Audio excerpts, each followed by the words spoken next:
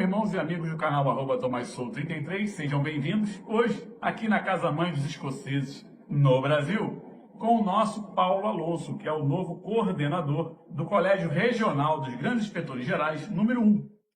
Paulo, se apresenta e fala sobre o nosso convidado hoje, o nosso palestrante. Bom, nós começamos o ano de 2025 aqui no Colégio dos Grandes Inspetores Gerais com uma satisfação muito grande e recebemos o ministro Alexandre de Souza Agra Belmonte, que é ministro do Tribunal Superior do Trabalho. Ele vai falar sobre um tema extremamente importante para a compreensão de todos os irmãos, novas morfologias do trabalho, e abordará o novo Código de Processo do Trabalho, que foi uma iniciativa dele e organizado por ele. Então, eu acredito que esse tema, que essa palestra e a presença do ministro só enobrece a nossa casa, o nosso Supremo, e certamente será um sucesso a vinda de Alexandre Belmonte ao Conselho Supremo. Muito obrigado. Então, meus irmãos, já teremos fotos, a cobertura do evento. Espero que gostem. Vem conosco.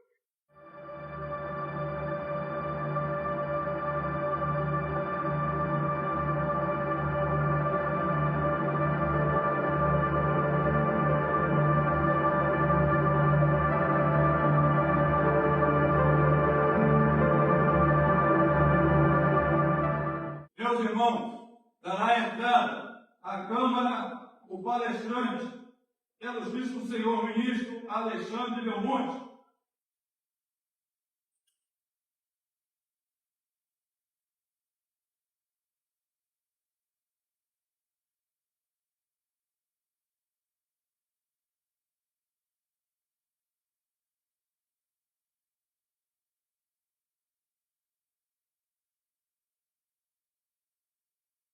O coordenador do Colégio de Grandes Inspetores Gerais, irmão Paulo Alonso.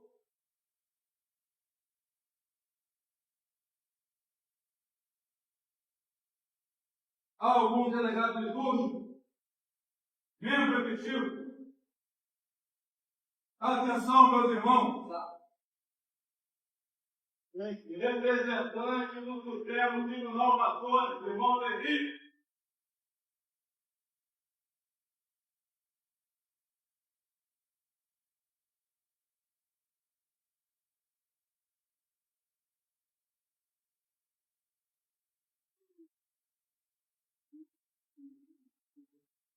O soberano grande comendador, acompanhado do Santo Império. Sim. Irmão do Santo Império.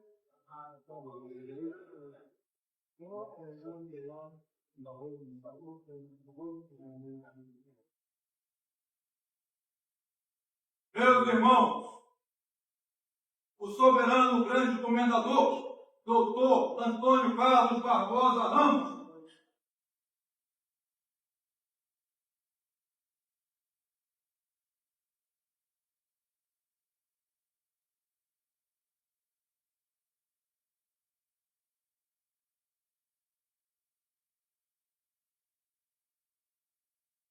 meus irmãos,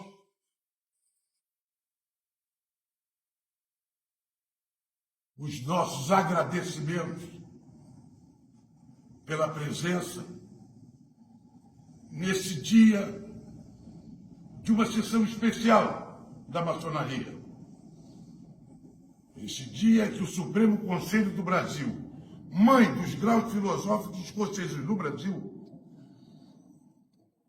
tem a honra de receber nosso irmão Belmonte. Dito isso, nós abrimos com as comemorações do Dia do Trabalho. E antecipadamente, movido pelo momento, já agradecemos a forma urbana com que Vossa Excelência chega ao Supremo Conselho. Aqui estão reunidos o Comando Nacional da Maçonaria Brasileira. São os irmãos do grau 33. Cada um desses irmãos eles são responsáveis diretos por uma gama enorme de outros irmãos. Daí porque reforço o meu agradecimento à presença de todos. Sei de vossos afazeres, mas isso é de suma importância, principalmente nesse momento difícil que o mundo está atravessando. Então, soberano irmão, grande mestre de cerimonial, o reitor, nosso irmão Paulo Afonso, para que dirija os trabalhos do Colégio dos Grandes Inspetores Gerais, grau 33, de acordo com a programação que Vossa Excelência nos propôs. Muito obrigado pela sua presença. Muito obrigado. Sentemo-nos, meus irmãos.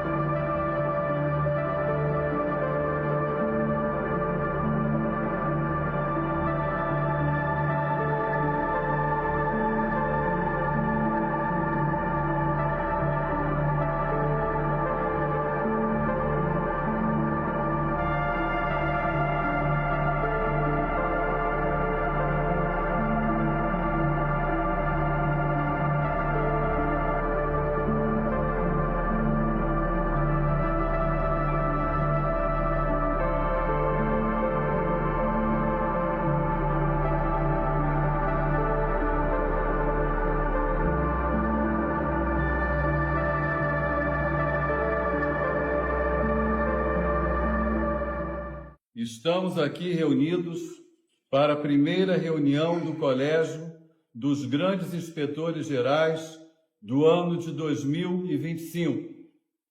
Uma grande honra, imensa alegria e satisfação ter sido nomeado para este cargo tão relevante pelo soberano grande comendador Antônio Carlos Barbosa Ramos. Agradeço por esta oportunidade.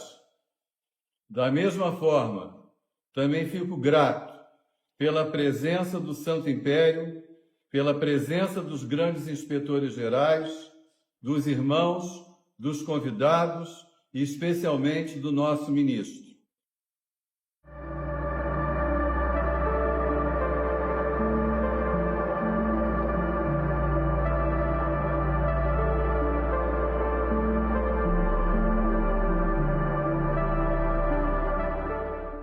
Professor e reitor Paulo Alonso, senhores convidados, atravessamos um momento muito peculiar e grave no nosso país. Um momento em que as instituições não se respeitam. O legislativo não respeita o judiciário não respeita o legislativo, o judiciário não respeita na sua hierarquia, tanto de baixo para cima como de cima para baixo, as suas câmaras, as suas turmas, os seus tribunais. Os juízes de primeiro grau não respeitam as decisões dos tribunais de segundo grau, como também não respeitam as decisões do Tribunal Superior. O Supremo Tribunal Federal não respeita a competência do Tribunal Superior do Trabalho e muito menos do Superior Tribunal de Justiça. E também não respeita o Legislativo, a partir do momento em que ele se ativa, se substituindo ao legislador. Esse é o quadro que nós vivemos na atualidade. E vivemos esse quadro por quê? E mais ainda, o Poder Executivo ele não tem mais em mãos o dinheiro para distribuir para as obras e outras atividades. Está nas mãos do Legislativo, através das emendas legislativas. Cujas emendas há muita preocupação com relação ao destino delas. Esse é o quadro que nós vivemos na atualidade, que talvez se explique pelo fato de que o mundo mudou muito rapidamente. Nós estamos atravessando uma revolução tecnológica sem precedentes, em que do dia para a noite nós entramos em contato com situações nunca antes imaginadas. E estamos nos acostumando com isso de uma maneira muito rápida. Nós dormimos nos flístones e acordamos nos gestos. Nós estamos diante de um mundo novo. E para traçar um quadro, que eu acho que é bastante importante, é preciso que nós nos situemos, ainda aqui em termos históricos. A história não seja uma continuidade, a história é feita das circunstâncias de determinados momentos, de enquadramentos, mas a gente precisa de vez em quando olhar para o passado para poder entender o presente e poder pensar no futuro. E a tecnologia dos séculos XVIII e XIX, ela inaugurou um novo modelo produtivo, um novo mundo, um novo modo de vida social e consolidou, na época, um novo sistema econômico capitalista. O sistema, no entanto, para os trabalhadores, essas transformações só vieram a lhes trazer benefícios a partir do século XX, início do século XX. Até então, os trabalhadores foram tratados como mercadoria, sem qualquer regulação do trabalho. O sistema liberal e o desequilíbrio de poder demonstraram a dificuldade de negociação individual sobre as condições de trabalho. Mas a realidade fez ver a importância do sindicato no diálogo social, a força das greves como meio de pressão por melhores condições de trabalho e o risco para a humanidade da desigualdade social. Tanto assim foi que essas circunstâncias levaram à Revolução Russa e ao constitucionalismo social mexicano em 1917, com repercussão mundial. E a reação do mundo capitalista veio ao fim da Primeira Guerra Mundial, em 1919, com a criação de um organismo mundial tripartite, do qual participam governos, trabalhadores e empresários, a Organização Internacional do Trabalho, para a adoção de uma regulação internacional básica do trabalho, flexibilizando, então, na época, o modelo liberal, mediante a concessão de direitos sociais.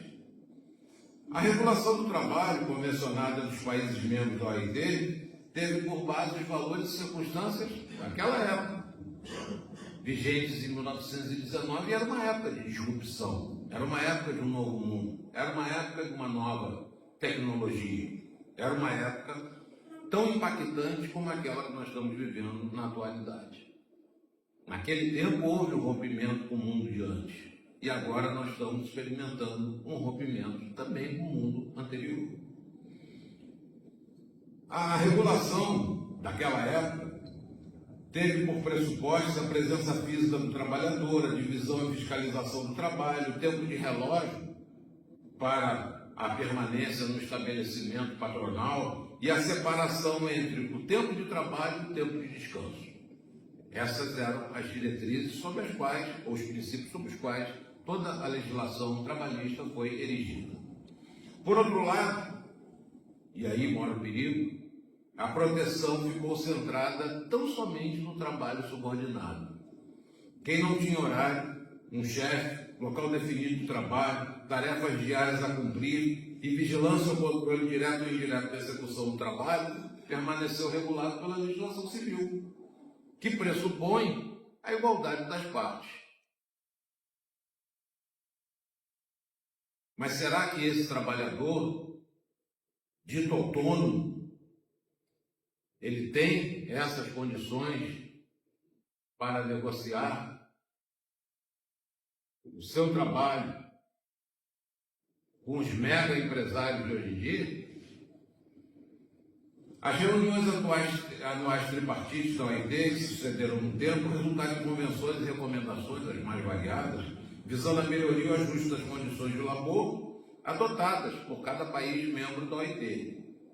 O legado da Segunda Guerra Mundial expôs a necessidade de resguardar a dignidade da pessoa humana. A relevância do Tratado de Filadélfia, a integração do OIT como departamento da ONU, demonstrou a importância social e econômica do trabalho digno para o mundo produtivo. Superado o conflito mundial, o estado de bem-estar social prosseguiu, produzindo negociações entre o capital e o trabalho, e também a conquista crescente de direitos trabalhistas legislados ou negociados, mas sempre para o empregado, não para os demais trabalhadores. Ocorre que nos anos 1970 sobreveio a crise do petróleo num mundo que já então dava sinais de resistência às crescentes reivindicações trabalhistas. A crise econômica provocou recessão e fez com que as empresas buscassem meios de redução de custos produtivos. Para reduzir custos, países de primeiro mundo investiram em ciência, tecnologia e inovação. Computação, robótica, descentralização produtiva, novos meios de comunicação e novas formas de organização da produção e do trabalho foram os resultados.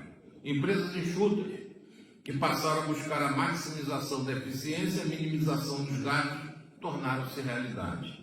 A terceirização da produção e a instalação de multinacionais em diversos pontos do globo atuaram significativamente na concretização da globalização. Podemos chamar toda essa movimentação, das épocas de 1970, 1980 e até iníciozinho de 1990, de terceira revolução industrial. Teve como características essa terceira revolução a automação, a descentralização e a globalização produtivas, com significativos impactos. Sobrevieram desregulamentação e flexibilização das relações de trabalho e previdenciárias, desemprego advindo da redução de pessoal, extinção de setores ou de ocupações pela automação, mas também surgiram novas profissões, novos negócios, novos modelos contratuais. A partir do final do século XX, a sociedade de controle, voltada para a colaboração, substituiu a sociedade da disciplina, em que prevalecia a subordinação. É desse tempo o surgimento de ocupações de trabalhadores autônomos, mas economicamente dependentes, que permaneceram à margem da regulação protetiva. Mas o tempo não para. As novidades continuaram e assim, paralelamente à tecnologia, inovação e sucessivas transformações do capitalismo, a regulação do trabalho foi tentando se adaptar às transformações, até que, decorrido quase um terço do século XXI, chegamos à quadra atual. Nela passamos da quarta à quinta revolução industrial sem sequer nos darmos conta. A quarta revolução industrial teve como características o advento da internet e a melhoria exponencial dos meios de comunicação e de relacionamento. Aqueles computadores criados pela terceira revolução industrial, eles agora se conectaram à internet. O que tornou possível o trabalho em rede é a necessidade da presença física do trabalhador e do controle direto na prestação de serviços. Outro meio de controle, a aferição da quantidade e qualidade do trabalho, surgiu. O trabalhador passou a ser multitarefas e o cliente passou a ser o verdadeiro patrão e avaliador do trabalho desempenhado por esse trabalhador. O trabalhador deixou de ficar sujeito a estruturas hierarquizadas e tornou-se colaborador, com o saber intelectual sendo apropriado pelo capital. O controle direto ou vigilância do trabalho agora recai na reputação do trabalhador. Até nas farmácias, ele é pontuado pelo caixa, pontuado no caixa pela clientela, com carinho, sorriso, quando você vai fazer o pagamento, se foi bem ou mal atendido. Assim também em outros setores, exemplo do Uber e do iFood, onde você avalia e é avaliado, desembocando pelo frenetismo e qualidade da entrega do resultado na sociedade do desempenho ou do cansaço apontada por Churran. A quinta revolução trouxe novos elementos tecnológicos aos avanços já experimentados na quarta revolução industrial. Entre outros, operações as mais variadas realizadas online, até por meio de celulares a exemplo das bancárias, das vendas à distância, das reuniões profissionais, das consultas médicas e ensino à distância, dos novos modelos de realização de atividades por meio de aplicativos, caso da plataformização do trabalho e também o uso mais recente da inteligência artificial. Outra característica da sociedade 5.0 é o surgimento de megas conglomerados, com formação de fortíssimo monopólio. A Stellantis, por exemplo, ela reúne Fiat, Chrysler, GM e Peugeot Citroën. Isso é monopólio. Recrudescimento da competição internacional do mercado face aos avanços tecnológicos da globalização e a precariedade dos novos produtos, diante da volatilidade do interesse popular por novidades, o que proporciona uma constante renovação do que é oferecido pelo mercado. Zygmunt Bauman fala exatamente da sociedade líquida. Enfim, esse conjunto de transformações resultou em novos modelos e métodos empresariais, em novas conformações de mercado, em novas morfologias de trabalho e na sobreposição da livre iniciativa frente ao trabalho, auxiliada pela aplicação da teoria econômica do direito nas decisões administrativas, legislativas e judiciais, sempre embasada essa teoria na busca da otimização. Como se a justiça ela tivesse que se conformar ao aspecto econômico. Segundo o professor Fernando Fita, espanhol, ocupações com alta exposição à automação e alta complementaridade humana necessitam de trabalhadores para as tarefas e tomadas de decisões, caso dos cirurgiões, advogados, juízes, que desempenham trabalhos cognitivos que implicam em alto grau de responsabilidade e de interação pessoal. Já as ocupações com alta exposição e baixa complementaridade tendem a ser substituídas pela inteligência artificial, a exemplo dos operadores de teleatendimento, dos dubladores, tradutores e agentes de viagem. São profissões no caminho da extinção. No entanto, as ocupações com baixa exposição à automação sofrerão pouco impacto, a exemplo dos artistas, cuidadores, assistentes sociais e programadores de games. Por quê? Porque se trata de trabalhos que envolvem sensibilidade ou criatividade. E isso a máquina não faz. Condutores de carruagens, carvoeiros de embarcações a vapor, datilógrafos e copistas, carimbos, selos, facsímiles, cartões postais e telefones fixos tornaram-se profissões práticas ou tecnologias do passado. Cheques eram ensinados nas faculdades de Direito como títulos de crédito. Não é, professor Paulo? Hoje são ensinados nas faculdades de Direito como História do Direito. Deixaram de ser título de crédito. Eu não me lembro a última vez que eu passei um cheque. Sinceramente, eu não sei há quantos anos isso aconteceu. Eu não sei nem se ainda tem um talão de cheque. Mas nem por isso o mundo acabou. Muda apenas e nós nos adaptamos. Profissões, práticas e tecnologias foram extintas e outras tantas surgiram, como decorrência dos novos tempos, e muitas outras surgirão a partir do atual estágio da automação, da inteligência artificial e da constante transformação do modo de vida e dos interesses da sociedade. Daí se conclui que, além da regulação e da requalificação, medidas exógenas calcadas em educação, ciência, tecnologia, formação técnica e requalificação precisarão ser implementadas pelos países que competirem e obtiverem ou que quiserem obter resultados com rapidez e eficiência. O Brasil, ele investe muito no agronegócio e deve investir, mas é apenas isso. Nós somos um país estrategístico. Nós não somos um país que vende ciência e tecnologia. Nós não temos nenhum carro de idealização brasileira, um automóvel de idealização brasileira. Nós temos aviões que são montados aqui, como os automóveis também são montados aqui. Mas nós não temos royalties de automóveis para colocá-los em produção, em montagem por multinacionais em outros países. Ou seja, nós somos os países onde os outros países usam para que esses automóveis sejam montados, e o lucro indo para a fábrica. Portanto, a morfologia do trabalho mudou e está a provocar uma disrupção tão grande ou maior do que ocorrida no passado na primeira Revolução Industrial, em que o ser humano dormiu num mundo e acordou em outro.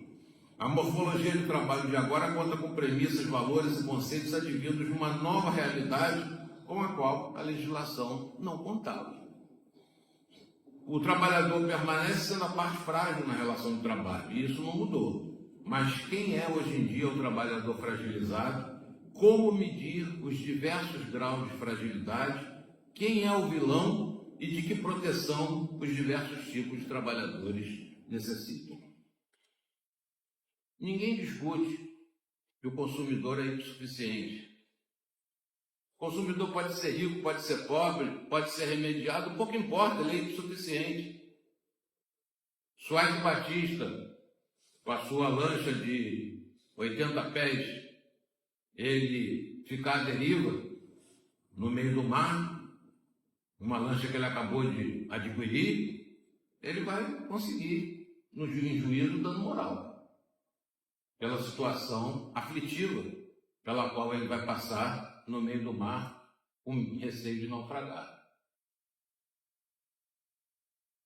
No entanto, quando a gente pensa na legislação trabalhista, que não deve ser uma legislação apenas para o empregado, e sim para os trabalhadores em geral, existe um preconceito. E é um preconceito estrutural.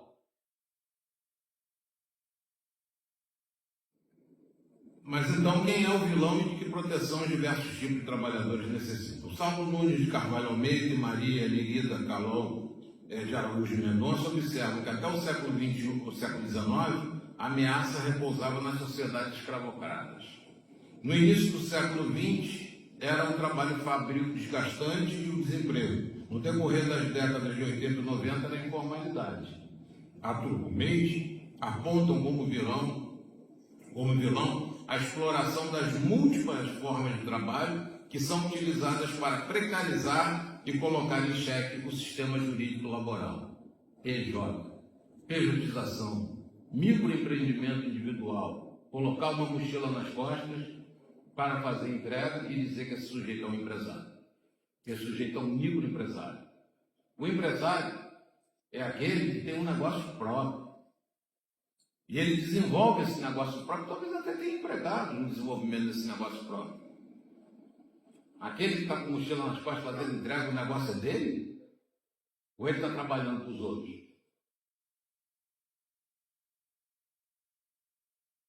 O motorista de Uber, ele tem um negócio?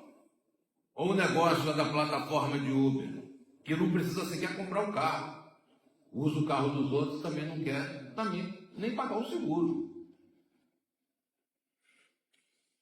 A sociedade líquida de consumo, então a exploração das múltiplas formas de trabalho são utilizadas, evidentemente, para precarizar.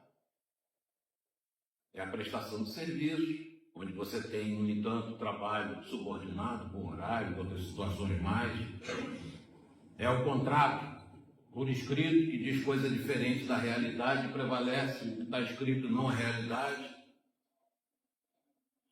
Não é Castor de Andrade?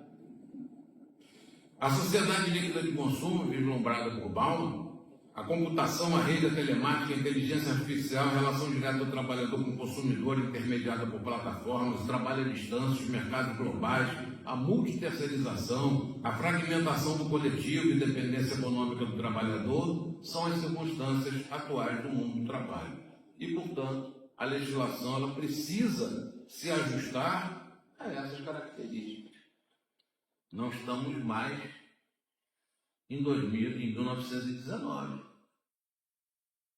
Nós estamos num outro patamar da história. E estamos utilizando uma legislação do passado para prever o presente e o futuro. A reestruturação produtiva envolve novas tecnologias e modelos de mercado, processos de organização de pessoas e processos produtivos que não se limitam ao teletrabalho e à plataformização. Todo mundo fala teletrabalho, trabalho por plataformas ou aplicativos, inteligência artificial, e esses são os problemas de agora. Não são, não. Também são, mas não são apenas. Vou dar exemplos aqui do que passa despercebido pela gente. A coisa acontece e nós não percebemos. No setor artístico, os contratos por prazo indeterminado celebrados e vigentes há anos com antigos atores, atrizes, diretores e roteiristas de TV aberta foram rompidos ou substituídos por contratos por obra certa. Maite Proença foi despedida, não sei quem mais foi, todo mundo sabe disso. O vilão foi a competição com o streaming, que produz em menos tempo, com variedade e baixo custo, e ainda oferece, além de produtos gravados, alguns programas ao vivo. Muita gente aqui tem Netflix, Prime, Max, Disney, Apple TV, é o streaming. O mesmo streaming a que eu me referi agora, ele pôs fim às locadoras de vídeo e aos empregos relacionados a essas locadoras de vídeo. Grandes empresas como Blockbuster, que por sua vez haviam engolido as pequenas, terminaram sendo engolidas pelo streaming. Trens, metrôs e carros autônomos, drones e carros voadores, robôs tradicionais humanoides substitutivos de trabalhadores em atividades insalubres ou perigosas já são realidade. Booking, Airbnb, Waze, Google Maps, locadoras online de automóveis e mídias de relacionamento já substituíram os agentes de viagem. Hoje em dia qualquer um pode fazer uma viagem para qualquer lugar sem um mapa 4 rodas. Cruzeiros marítimos, cada vez com maior número de passageiros, oferecem num só lugar, num só ambiente, viagem, hospedagem, paisagem, cassino, teatro, cinema, piscina, jogos, quadras de beach tênis, restaurantes e passeios nos aportos internos. São resorts marítimos ou fluviais. A multiplicidade de atividades nesses resorts ambulantes e a peculiaridade da navegação em águas nacionais e internacionais proporcionam questionamentos sobre categoria profissional e qual a lei material e processual aplicável ao trabalhador. Nós temos, às vezes, o cruzeiro marítimo 3.000 trabalhadores. Um trabalha no cassino, o outro trabalha na loja de conveniência, o outro é camareiro, o outro trabalha como operador, marinheiro, vai por aí fora. Como é que nós vamos administrar tudo isso se nós formos aplicar uma legislação pertinente a cada categoria profissional? Todo mundo quer ter a sua norma. O advogado quer ter a sua norma, o seu direito na categoria profissional, o engenheiro quer ter o seu, o arquiteto quer ter o seu. Isso é uma bagunça. Não dá para administrar um país dessa maneira. Imagina um cruzeiro marítimo, com cada um querendo aplicar sua própria lei. Tudo isso impacta o modo de produzir e os modelos contratuais. Houve tempo em que os músicos eram empregados das gravadoras e tinham que apresentar um disco por ano. Isso aconteceu com Gilberto Gil, com Chico Buarque, com Caetano Veloso.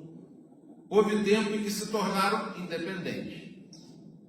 Houve tempo em que passaram a viver de direitos autorais, abandonando os shows. Ninguém dava mais show. Nos dias de hoje, os artistas que já estavam aposentados voltaram à estrada. No outro dia eu fui ver Style Sticks. Não sei se vocês lembram dos Style Sticks. Os artistas que já estavam aposentados voltaram à estrada, fazem shows ao vivo pelo mundo inteiro, porque a internet liquidou com os direitos autorais e agora dependem esses artistas da arrecadação de shows. Está aí o Gilberto Gil fazendo show pelo Brasil inteiro, como fez agora há pouco tempo também Caetano Veloso, como fez antes o Chico Buarque. É um mundo em constante transformação. Quanto ao teletrabalho e novas formas de comunicação, tem levantado questões sobre conexão permanente ou hiperconexão, danos à saúde ocular, assédio, estresse, invasão de privacidade e doenças físicas e mentais. Então vejam, tudo isso a que eu me referi aconteceu sem que a gente percebesse. Então não é inteligência artificial, teletrabalho, os apps, plataformas, que isso devem ser a nossa única preocupação. Tudo isso está acontecendo debaixo dos olhos da gente. E às vezes não percebemos a transformação pela qual o mundo está passando.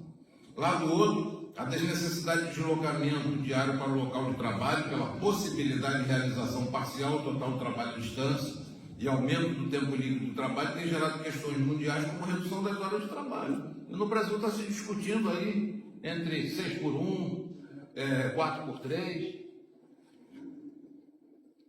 A inteligência artificial, por sua vez, tem aplicação geral e é alimentada, inclusive, pelo Big Data, como resultado das atividades capturadas dos seres humanos.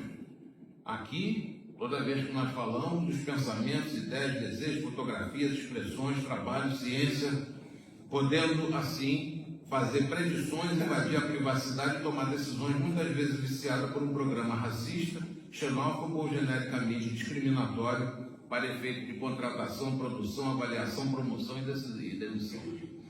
Decisões, nas palavras de Harari, tomadas pela máquina, mas não na qualidade de máquina, e sim na qualidade de agente, porque decide. Na prestação de serviços, vendas e entregas, o Zero Extremo é plataformizar as atividades econômicas, colocando em contato direto a oferta e a procura. Em superação à perspectiva binária de capital e trabalho, surge uma categoria de trabalhadores que não aceita a subordinação clássica, porque querem fazer o próprio horário e repudiam se submeter a ordens diretas. É aceitável isso. Mas isso quer dizer que eles não precisem de proteção? Esses trabalhadores têm a prestação de serviço organizada pelo algoritmo. É o algoritmo, quando a gente procura o Uber aqui, no celular, que contrata, dirige, avalia, promove e despede.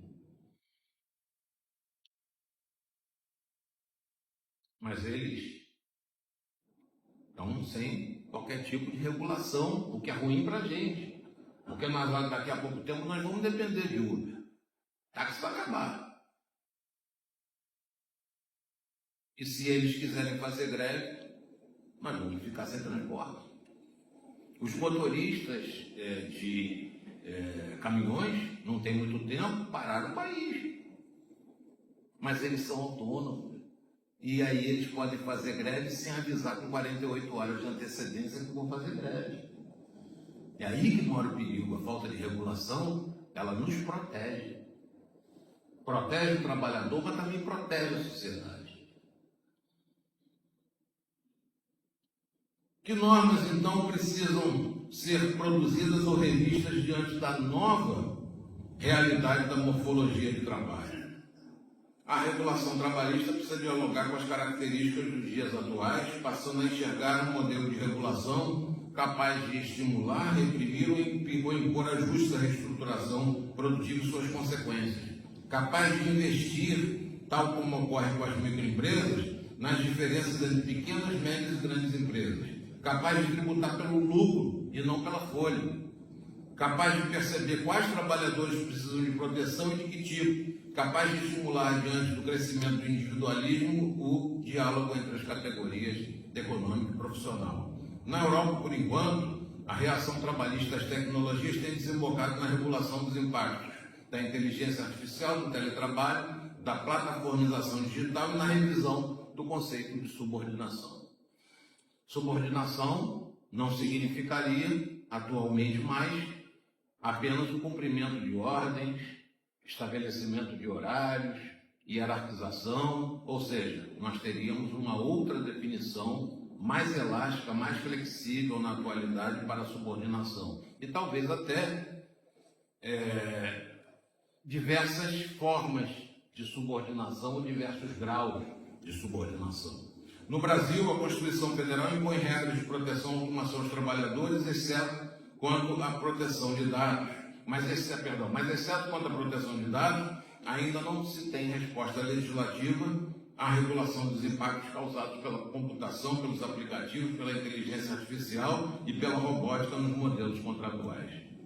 Além da proteção centrada exclusivamente no trabalhador empregado, a regulação individual exauriente, com pouca margem de negociação, aliada à unicidade sindical, a divisão unicamente em categorias e a extensão automática de direitos, independentemente de sindicalização, desestimulou o diálogo e a participação obreira nos sindicatos. Os sindicatos são muito importantes no diálogo social. Essa regulação, aliada, entre outros, a questões tributárias e fraudes não fiscalizadas, nunca foi efetiva. Ou seja, a CLT nunca foi efetiva. Em primeiro lugar, porque ela se dirige apenas aos empregados. Em segundo lugar, porque em 2021, aponta o IBGE, 41,1% da população brasileira encontrava-se na informalidade, ou seja, totalmente fora da regulação. São trabalhadores que fazem bicos ou bicos de expediente. E o culpado não é a reforma trabalhista, porque em 2009 esse índice era maior ainda, era de 51,7%. Nos países de primeiro mundo, o índice é de 18%. É certo, no entanto, que os países de primeiro mundo conseguem cumprir melhor a legislação trabalhista do que os países de terceiro mundo. Tudo isso demonstra que a legislação trabalhista brasileira ainda se encontra comprometida, tanto com o ambiente e circunstâncias que nortearam a criação do direito do trabalho, como com a proteção centrada unicamente no trabalhador subordinado, e o que provoca uma crise de efetividade social. Mas nem por isso caberia ao Supremo Tribunal Federal se substituir ao legislador, invadir a competência da Justiça do Trabalho ou entender que o enquadramento da legislação trabalhista seria uma opção. Não é uma opção. É um fato. Um fato diante dos requisitos da relação de emprego. Relembrando Supior, a subordinação com a qual se procurou definir o trabalho assalariado e a necessidade de proteção hoje já não fornece um critério capaz de abranger as múltiplas situações de trabalho pessoal. Há um contingente enorme de zonas cinzentas, zona gris, e de trabalhadores desprotegidos, trabalhadores em plataformas digitais, agentes distribuidores e representantes comerciais, pequenos empreiteiros, parceiros comerciais em salões de beleza e transporte de cargas. Esses trabalhadores não têm horário definido nem chefia, mas ingressam em atividades com regulação inflexível de preço, controle direto do modo de trabalhar. É um motorista de Uber que diz qual é o preço da corrida? Ou aquilo já é daquela forma, invariável? É o corretor de plano de saúde que diz qual é o preço da comissão? Ou a comissão é estipulada por outro? Abraçando as novas tendências, o artigo 10.2 do Código do Trabalho Português considera haver dependência econômica sempre que o trabalho pessoal advier de beneficiário do qual obtém o produto de sua atividade. Tem algo errado. A Constituição Federal determina a aplicação do artigo 7º aos trabalhadores públicos e privados, não apenas ao trabalhador empregado. Então, cabe ao legislador infraconstitucional regular e adequar os dispositivos constitucionais ao trabalho conforme o tipo, público ou privado, autônomo, para subordinado ou subordinado avulso, temporário ou permanente. E partindo dessa premissa, então, da insuficiência inerente aos trabalhos em geral, o professor João Leal Amado, português, questiona se estaremos no futuro frente ao direito do trabalho ou ao direito dos contratos de trabalho. Uma regulação mínima para todos os tipos de trabalho, com direito à sindicalização e contribuição obrigatória fiscalizada para a Previdência Social, revela-se nos dias atuais adequada e inclusiva. Além disso, urge o incentivo à formalização para a eficácia social da legislação trabalhista, entre outras medidas, tratamento diferenciado entre empresas e tributação conforme o lucro podem cumprir esse papel.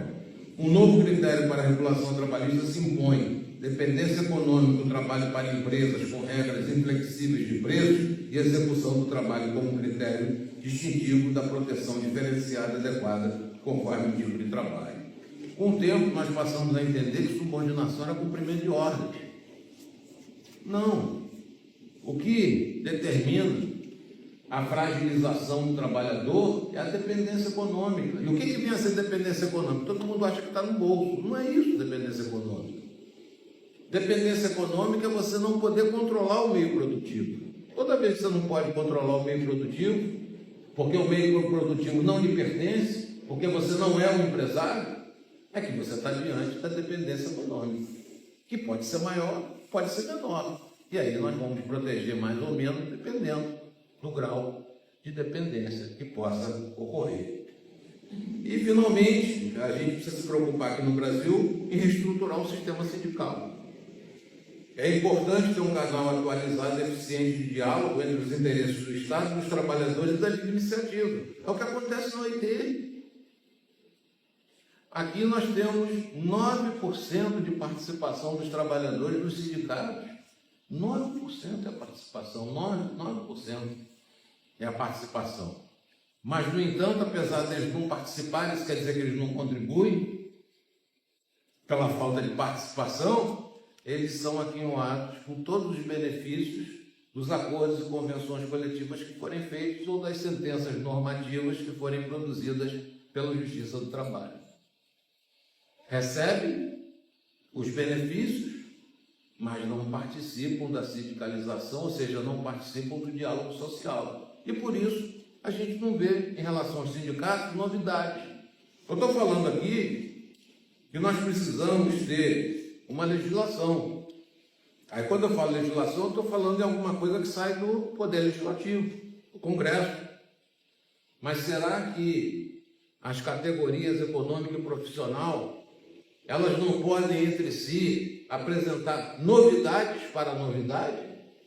Não podem apresentar uma regulação ajustada, convencional, para essas novidades que nós estamos aqui falando?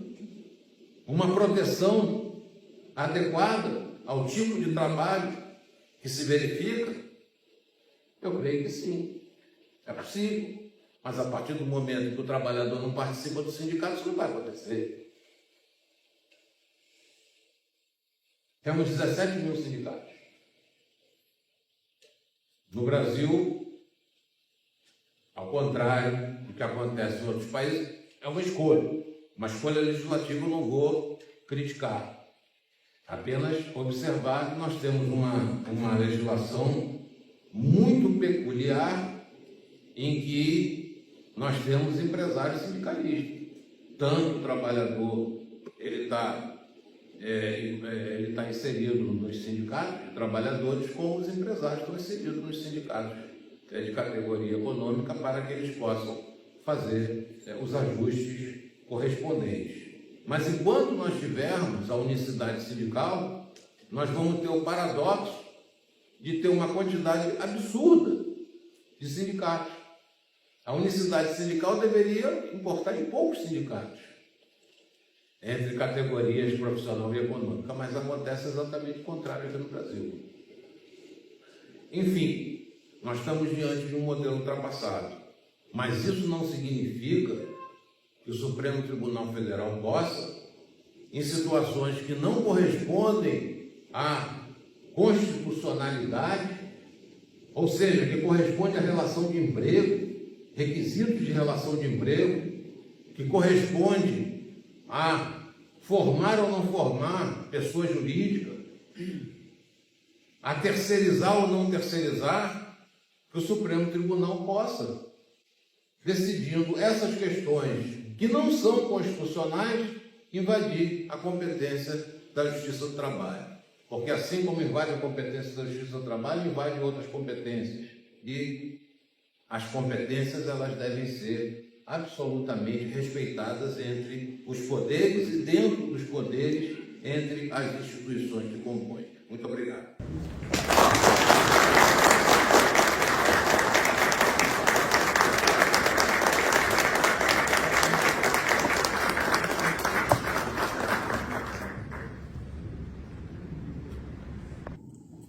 Com a utilização cada dia mais efetiva da inteligência artificial, só acredita que substitua o trabalho do ser humano? Com certeza vai substituir diversos tipos de trabalho do ser humano, mas com certeza a própria inteligência artificial vai proporcionar o surgimento de novas profissões. O porteiro eletrônico não acabou com o porteiro físico, a secretária eletrônica não acabou com a secretária física. O facsímile deixou de existir, mas passou a existir o processo eletrônico.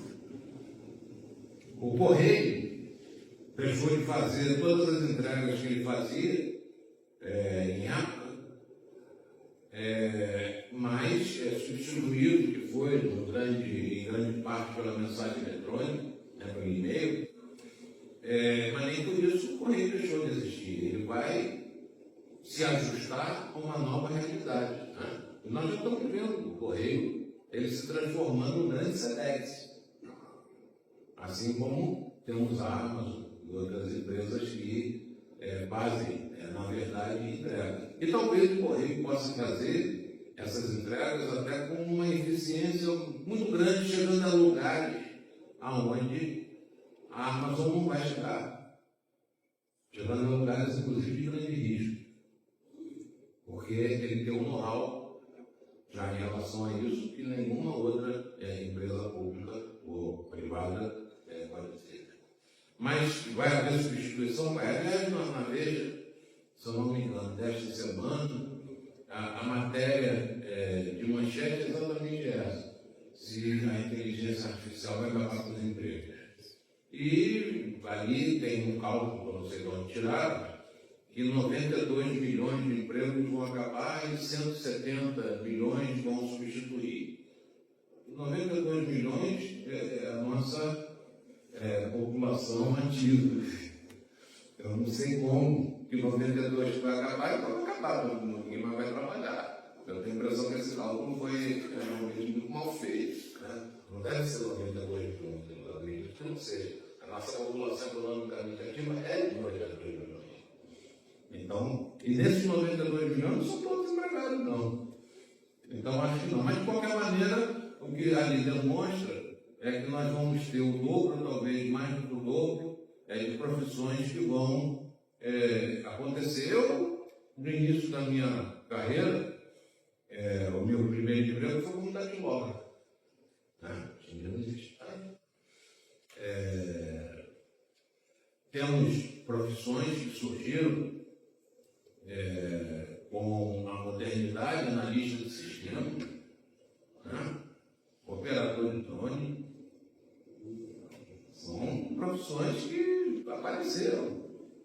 O cinema não tem mais aquele sujeito com a projeção, mas tem outros trabalhadores que trabalham ali. Então, eu penso que não, a inteligência artificial vai provocar uma transformação.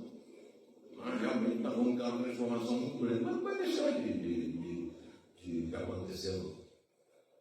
O carro era operado por combustível fóssil, daqui a pouco vai ser elétrico, ele em pouco tempo vai ser substituído pelo hidrogênio, daqui a pouco o carro vai passar a ser voador, e vai tudo se adaptando, o mundo vai caminhando dessa maneira. Muito obrigado, ministro. Convido o grande inspetor-geral Sá Barbosa para fazer a sua pergunta. Senhor ministro, por que o Superior Tribunal Federal tem interferido tanto nas decisões da Justiça do Trabalho? Olha, a Justiça do Trabalho ela é formada por magistrados que fizeram, que tem uma formação nitidamente social. É lógico que esse magistrado ele tem informações econômicas, ele tem, dependendo de onde atua, uma percepção local, se ele for juiz de primeiro grau, uma percepção regional, se ele for desembargador, uma percepção nacional, se ele for ministro.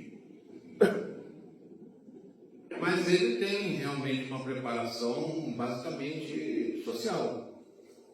A preparação dele, porque ele era assim, um mundo mudou. E nós acabamos de ver aqui, várias situações diferentes em relação a isso. E é muito próximo do Poder Judiciário. O Poder Judiciário está ligado ao passado, como o Poder Legislativo também. A lei, ela não é feita todo dia, ela foi feita um dia. A mesma coisa, a decisão judicial, ela uniformizou, ou a jurisprudência uniformizou uma determinada situação numa determinada época de acordo com certas circunstâncias. Agora, é muito fácil um tribunal,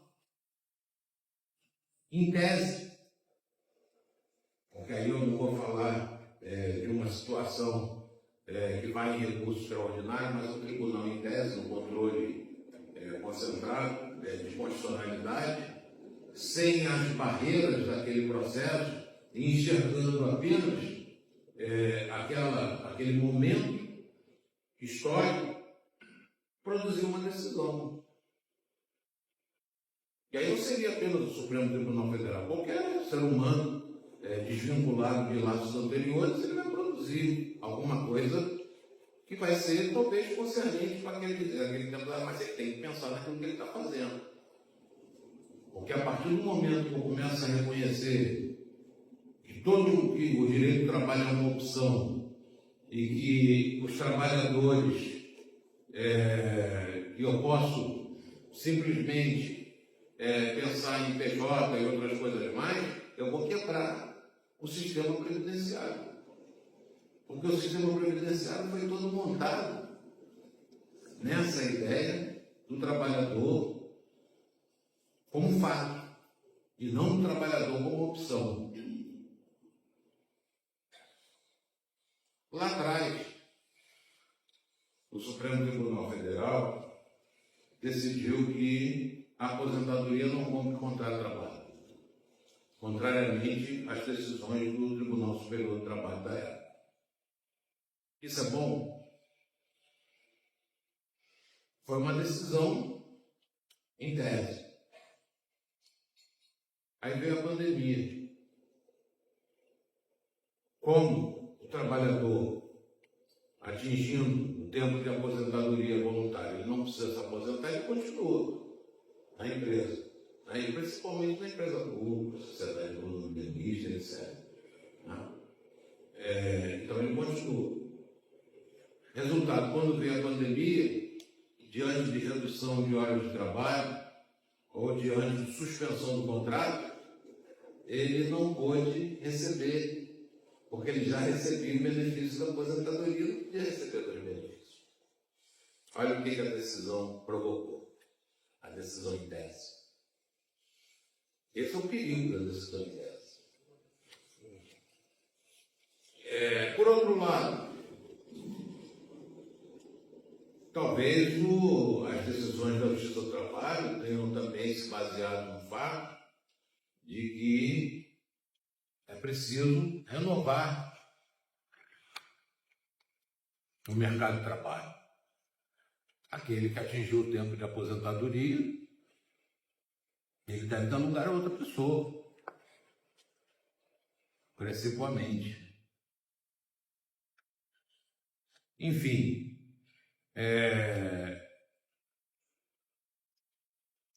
eu penso que o grande problema talvez seja o respeito às competências.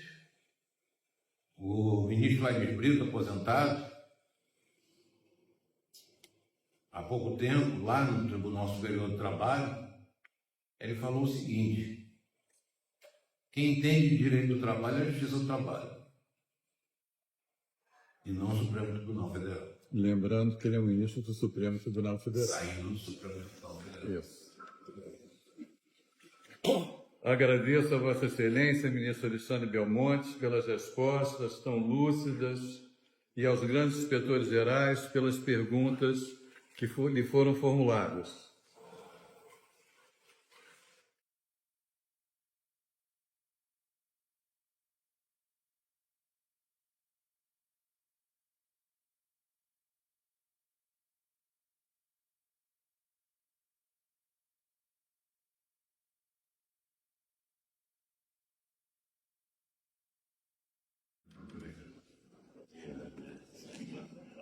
Ministro Alexandre Belmonte, nós estamos na Câmara Nobre do Supremo Conselho do Brasil, do grau 33, para o rito escocês antigo e aceito, mãe dos graus filosóficos escoceses do Brasil.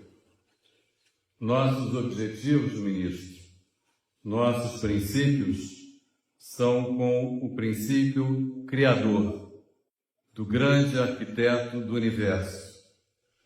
Buscamos permanentemente a investigação constante da verdade, o culto da fraternidade, a obediência à lei e a prática da justiça, o combate à intolerância, o trabalho em prol da ordem, da pátria e da humanidade.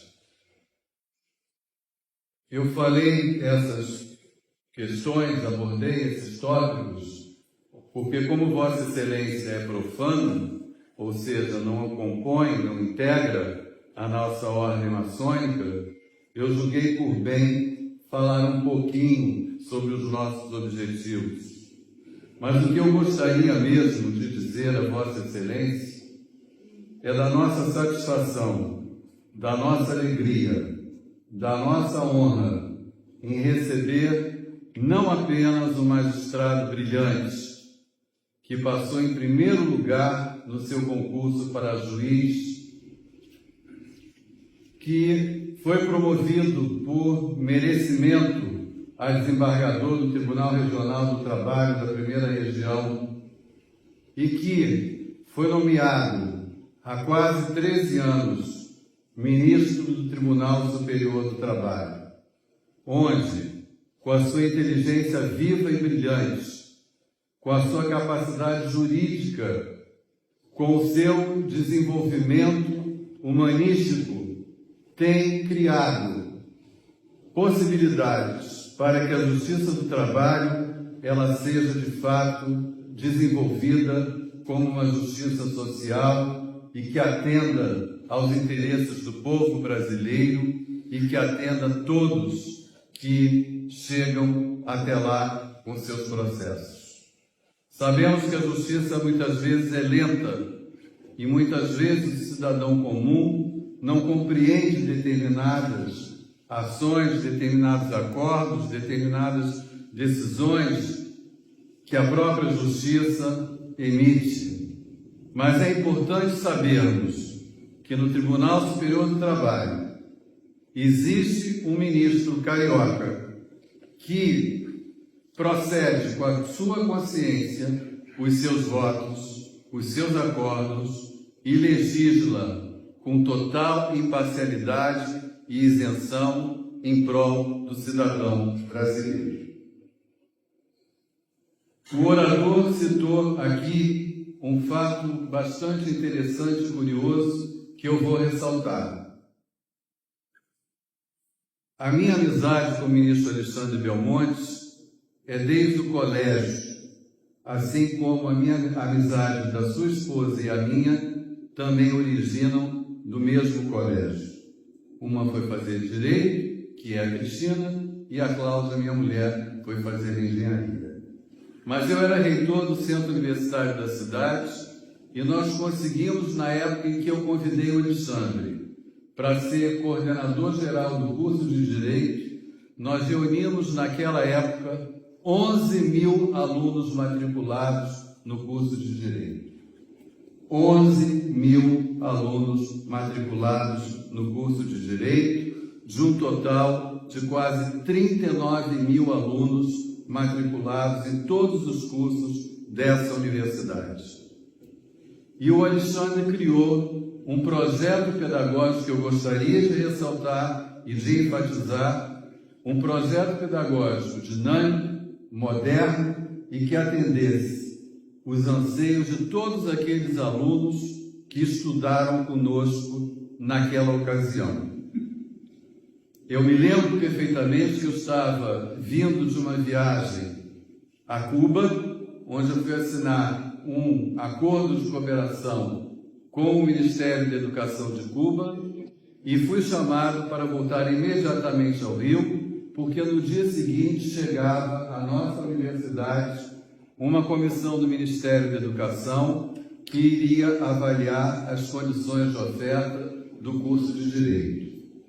E lembro que esse curso, repito, com 11 mil alunos, esses 11 mil alunos não estavam matriculados apenas na nossa unidade da Lagoa, na nossa unidade de Ipanema, nem na nossa unidade do centro, mas havia alunos matriculados em Bangu, Campo Grande e outros bairros periféricos da cidade. E o coordenador dessa comissão, que foi um reitor da Universidade Federal do Ceará, Roberto Cláudio Bezerra Frota, cujo filho foi prefeito, inclusive, de Fortaleza em 2 ocasiões, e o professor Éfrem Maranhão, que fora reitor da Universidade Federal de Pernambuco, ao indagarem no nosso teatro da cidade, ao Alexandre, como nós podemos ter numa faculdade 11 mil alunos e os resultados da OAB nos últimos 4 anos são os maiores índices de aprovação do estado do Rio de Janeiro. Eles não acreditavam que isso pudesse acontecer, mas os resultados mostravam que isso acontecia.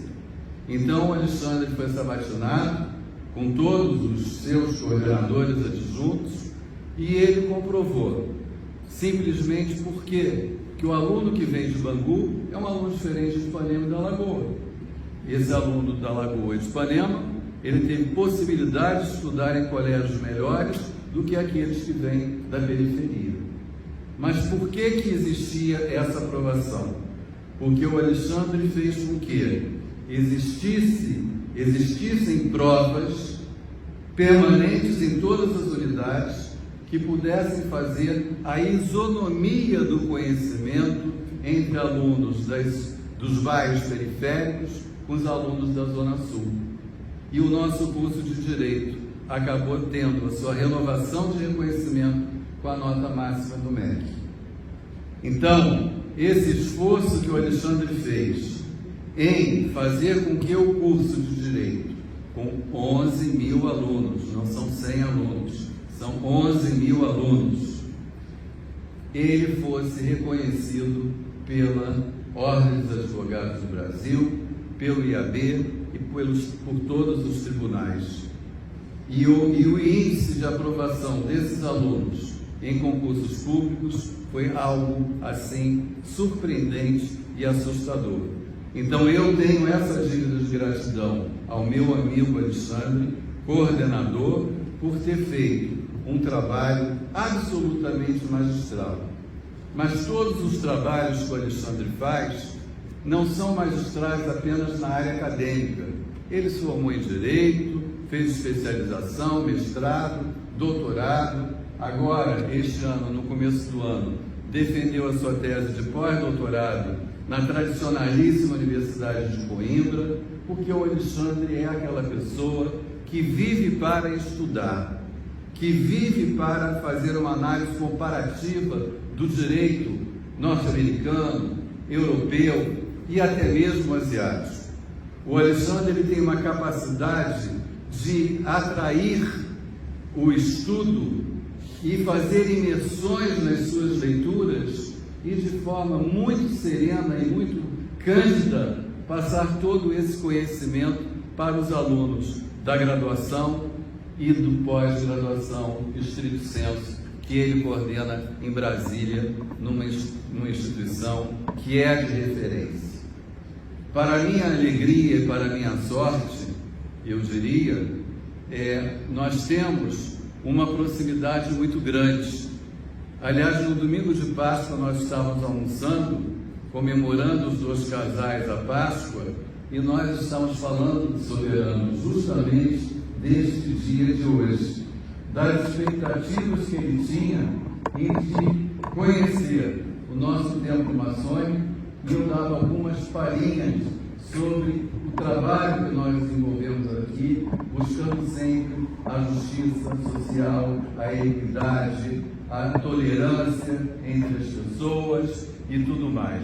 Então, eu acredito que a vinda do nosso querido ministro Alexandre Belmonte ao nosso Conselho Supremo ela é extremamente importante, não somente pela belíssima palestra que ele proferiu aqui, quando ele, com lucidez, com brilhantismo, ele falou sobre inteligência artificial, ele falou sobre a revolução tecnológica que vivemos no mundo sem precedentes, ele falou uma frase muito emblemática: olhar o passado, entender o presente para projetarmos o futuro. Falou da nova conformação do mercado de trabalho, falou da teoria econômica do direito. Ele falou, e mais, uma coisa importantíssima: o Alexandre viajou ontem do Rio de Janeiro para Brasília, porque hoje teve uma sessão no Tribunal Superior do Trabalho, viajou às 2h30 de Brasília para o Rio de Janeiro, e para esta palestra, e amanhã estará viajando de volta a Brasília às 6h da manhã. Então, eu acredito que somente um amigo, um irmão camarada, poderia fazer todos esses esforços e estar aqui conosco. Por isso, eu gostaria de pedir uma salva de palmas ao nosso convidado e à minha gratidão.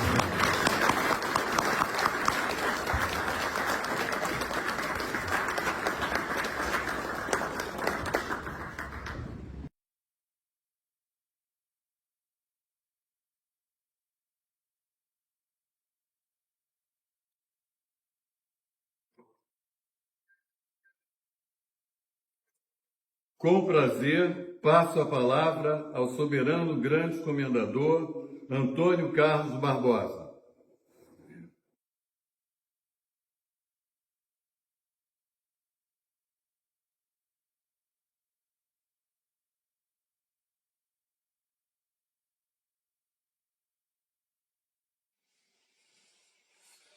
Soberanos, grandes inspetores gerais, membros do Santo Império,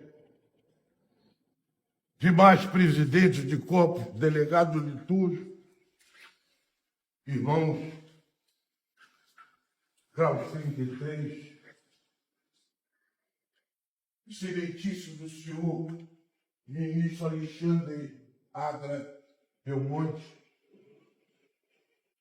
nosso irmão, representante do Poder Judiciário do Grande Oriente do Brasil, nosso parceiro, nesse trabalho, no qual cada maçom busca justamente isso, a compreensão entre o patrão e o empregado. Quando houver esse equilíbrio, nós teríamos vencido a primeira batalha. Quando eu digo nós, Excelência, nós, os maçons. Por quê? Simples. Felizes, tenho certeza que todos ficaram, uma vez que a vossa palestra veio confirmar tudo aquilo que trocamos de informação, de conhecimento, para a compreensão do momento atual que se atravessa principalmente em nosso país. O mundo está de cabeça para baixo. E nós temos trabalhado com toda essa gama de irmãos maçons para justamente compreender qual o nosso papel dentro desse equilíbrio social, trabalho, patrão, e vencer aquelas paixões ordinárias para que possamos crescer juntos. Não existe unilateralidade. Existe uma participação efetiva de dois segmentos que querem se juntar para melhorar a sorte de cada um e não a disputa por essa ou aquele, ou que eu tenho que levar vantagem sobre aquele meu empregado ou vice-versa. Então, ministro, muito obrigado. Nós queremos deixar as portas abertas do Supremo Conselho para receber Vossa Excelência em nossas dependências. Nós aproveitarmos essa oportunidade de aprender através da experiência que vives a cada momento. Do sofrimento, quando, tenho certeza, quando Vossa Excelência vê a entrada de mãos que não têm a competência para gerir ou opinar naquilo que é específico da área do direito trabalhista. Sabemos do seu sofrimento, sentimos na vossa palavra e, por isso, nós agradecemos a coragem. Aqui se valoriza a coragem, a determinação firme, as resoluções sábias para poder fazer alguma coisa para salvar, quem sabe, a nossa própria sociedade. Então, ministro, eu quero, em nome de todos, além de agradecer, se me permite, cumprimentar nosso poderoso irmão Paulo César, também pela coragem de encetar esse trabalho do Colégio dos Grandes Inspetores Gerais, os graus 33 do Brasil, para que possa compreender a linha de luta para que aquele mais necessitado possa ter dias melhores, como disse o ilustre ministro. Então, eu queria pedir ao ilustre ministro que chegasse até aqui.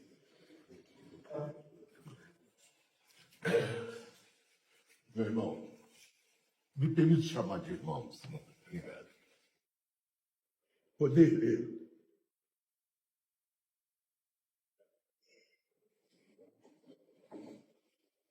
Eu falo sobre o nosso poderoso irmão Paulo César.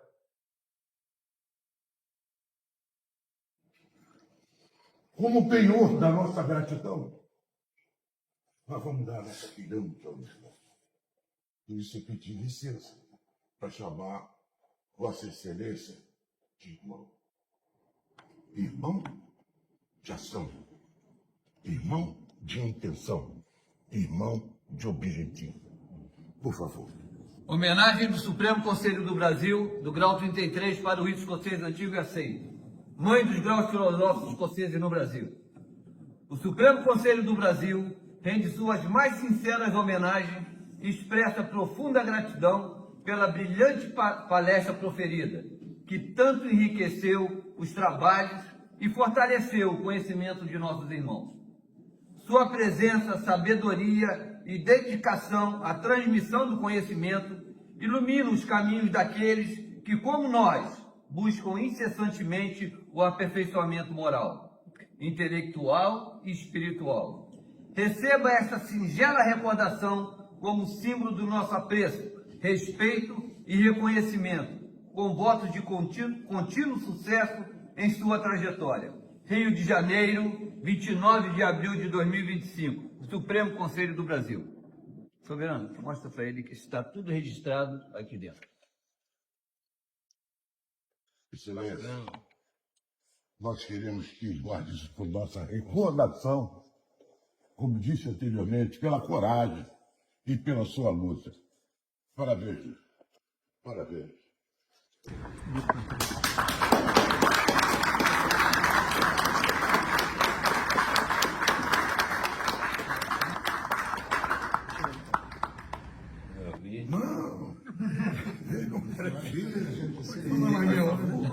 Especialmente ao meu querido amigo Paulo César. Obrigado. Meu poderoso irmão. Parabéns. Parabéns. Muito obrigado pela Obrigado a você pela confiança. por tanto brilhantinho. Muito obrigado. Muito obrigado. Vamos lá.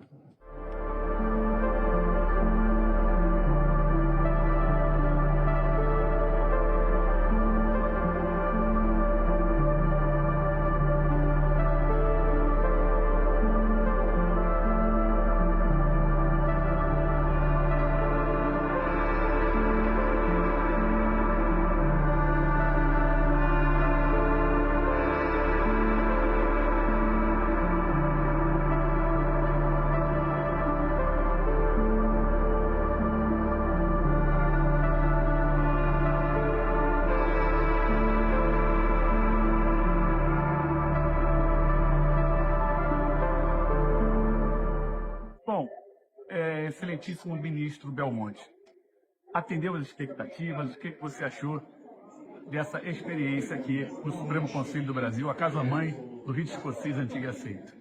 Fiquei muito alegre pela acolhida e pela cerimônia